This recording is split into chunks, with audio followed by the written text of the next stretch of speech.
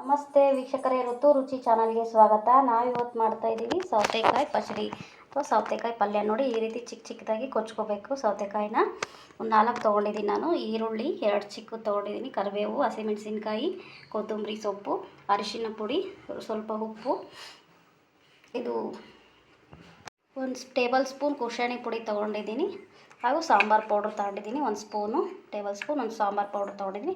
ಇದೆಲ್ಲ ಇಂಗ್ರೀಡಿಯೆಂಟ್ಸ್ ಹಾಕಿ ಯಾವ ರೀತಿ ಮಾಡೋದು ಅಂತ ತೋರಿಸ್ತೀನಿ, ಬನ್ನಿ ವೀಕ್ಷಕರೇ. ನೋಡಿ ವೀಕ್ಷಕರೇ, ಈ ಸೌತೆಕಾಯಿಗೆ ಮೊದಲೇ ಉಪ್ಪು ಹಚ್ಚಿ ಇಟ್ಕೋಬೇಕು. ಒಂದು 2 ನಿಮಿಷ ಆದರೆ ಸಾಕು. ನೋಡಿ, ಉಪ್ಪು ಹಚ್ಚಿ ಸ್ವಲ್ಪ ನೀರು ಬಿಡುತ್ತೆ. ಇದು ಉಪ್ಪು ಹಚ್ಚಿದರೆ 2 ನಿಮಿಷ ಕೈ ಆಡಬೇಕು ಈ ರೀತಿ.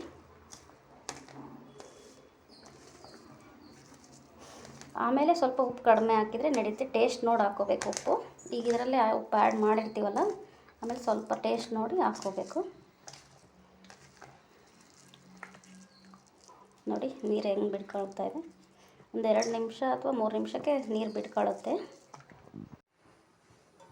ನೋಡಿ, ಸ್ವಲ್ಪ ಎಣ್ಣೆ ಹಾಕ್ತದೆ. ಇದಕ್ಕೆ ಎಣ್ಣೆ ಸ್ವಲ್ಪ ಆದರೆ ಸಾಕು, ಚೆನ್ನಾಗಾಗುತ್ತೆ ಟೇಸ್ಟು. ಸ್ವಲ್ಪ ಎಣ್ಣೆಲೇ ಟೇಸ್ಟಿ. ಇದರಲ್ಲಿ ನೋಡಿ, ಎಷ್ಟು ಸ್ವಲ್ಪ ಎಣ್ಣೆಲಿ ಟೇಸ್ಟಿಯಾಗಿರುವಂಥ ಪಲ್ಯ ರೆಡಿ ಆಗುತ್ತೆ.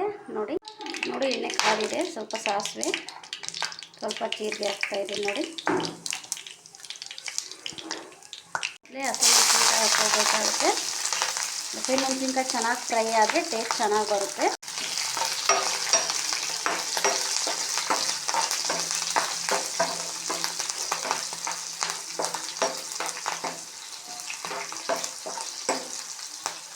ಕರಿಬೇವು ಹಾಕ್ತಾಯಿದ್ದೀನಿ. ನೋಡಿ, ಈರುಳ್ಳಿ ಹಾಕ್ತಾಯಿದ್ದೀನಿ.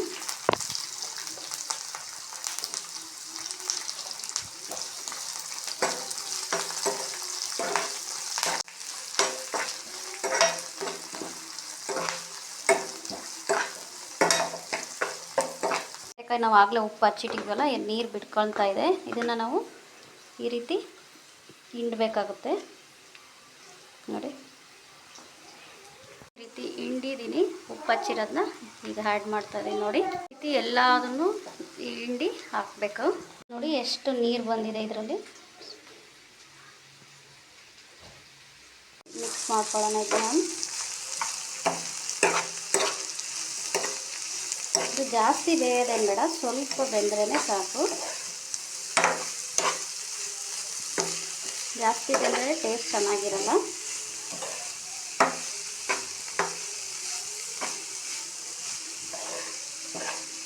ಇದು ಚಪಾತಿ ರೊಟ್ಟಿಗೂ ಚೆನ್ನಾಗಿರುತ್ತೆ.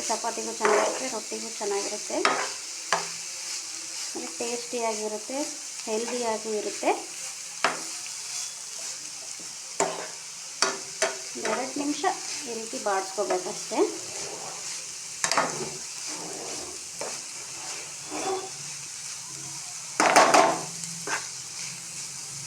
ನೋಡಿ, 1 ಟೇಬಲ್ ಸ್ಪೂನ್ ಸಾಂಬಾರು ಪೌಡ್ರ್ ತಗೊಂಡಿದ್ವಲ್ಲ, ಹಾಕ್ತಾಯಿದ್ದೀನಿ. ಅಂದರೆ ಕುಶಾಣಿ ಪುಡಿ 1 ಟೇಬಲ್ ಸ್ಪೂನ್ ತೊಗೊಂಡಿದ್ದೀವಿ, ಅದನ್ನ ಹಾಕ್ತಾಯಿದ್ದೀನಿ. ಮಿಕ್ಸ್ ಮಾಡ್ಕೊಳ್ಳೋಣ.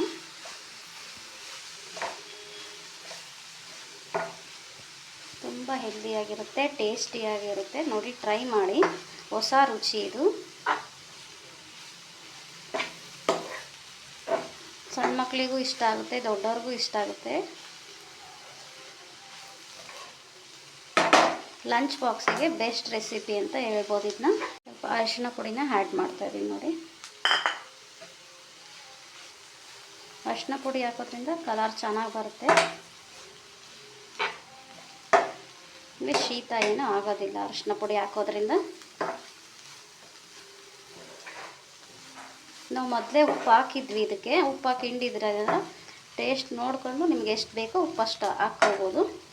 ಅದೇ ಸರಿ ಆಗುತ್ತೆ ಅಂದರೆ ಅದೇ ಬಿಡ್ಬೋದು. ಸ್ವಲ್ಪ ಆ್ಯಡ್ ಮಾಡಿದ್ರೆ ಚೆನ್ನಾಗಿರುತ್ತೆ. ನೋಡಿ, ಮತ್ತೆ ಉಪ್ಪು ಹಾಕಿದ್ದೆ, ಈಗ ಸ್ವಲ್ಪ ಆ್ಯಡ್ ಮಾಡ್ತಾಯಿದ್ದೀನಿ.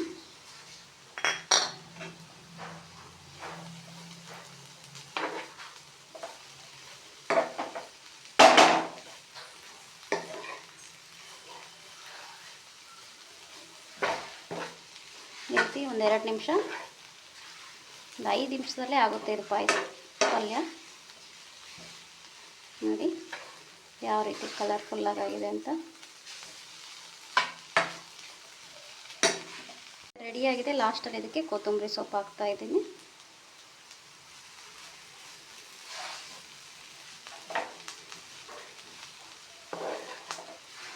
ನೋಡಿ ವೀಕ್ಷಕರೇ, ರುಚಿಯಾದ ಸೌತೆಕಾಯಿ ಪಚ್ಚಡಿ ಪಲ್ಯ ರೆಡಿಯಾಗಿದೆ. ಇದನ್ನು ಸರ್ವ್ ಮಾಡೋಣ.